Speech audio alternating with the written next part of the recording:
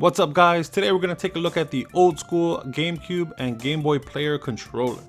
The reason I picked this up is because I've really been into playing Game Boy, Game Boy Color, and Game Boy Advance games using my GameCube Game Boy Player adapter, and I needed something with a little more response than a Wavebird. Sure, the Wavebird is good for slower games like Pokemon, but I needed something with a better D-pad for faster games like Mega Man. Like seriously, try dashing with the GameCube controller's joystick, or D-pad. It's not a good time. So I went online looking for better options and came across a few. Probably the most popular option is to import a Hori GamePad that, as you can see, totally ditches the joystick and has a D-pad in the style of the original SNES controller, as well as a similar overall button layout, clearly intended for use with the Game Boy Player. Now, this is a good option, but it is too expensive in my opinion, as the controllers could run up to $200. The next option is to get a wire adapter that lets you use actual SNES controllers on your GameCube. Sadly, at the time of this video, they were all sold out. So finally, my local game store got these bad boys in, made by a video game company called Old Skool, who in no way is paying me to talk about this or review this controller. I was just happy to come across something like this and decided to make a video.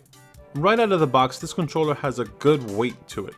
If you're used to playing on SNES, Genesis, or even the SNES and Nintendo mini consoles, the weight is pretty much the same as all of those.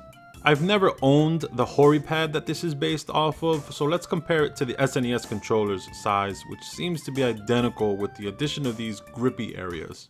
Very nice touch, you can kind of anchor your fingers there for more control.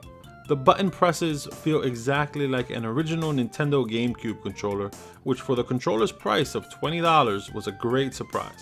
Next, let's talk about how the games play. Less intense games like I mentioned before, like Pokemon, control perfectly, but I mean, this isn't the reason I picked this controller up. There isn't really a need for responsive controls here.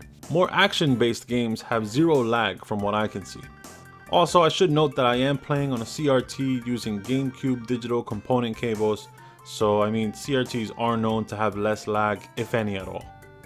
But most importantly, the D-pad is exactly what I wanted. Dashing in Mega Man is actually doable now. The D-pad is also pretty much identical in look and feel to an SNES controller. Again guys, this controller is 20 bucks. Amazing job. Now, if you haven't noticed, the controller is wired, which I admit is a step back since the Wavebirds were wireless, and now with the wire you gotta worry about people tripping over the wire and pulling the console, etc. I would love to see a wireless option with no lag. I know that's asking a lot, but why not? Alright, so there it is guys, that's the look at the old school GameCube Game Boy Player controller. I think if you play your Game Boy and Game Boy Advance collection using the GameCube, this controller is a no-brainer.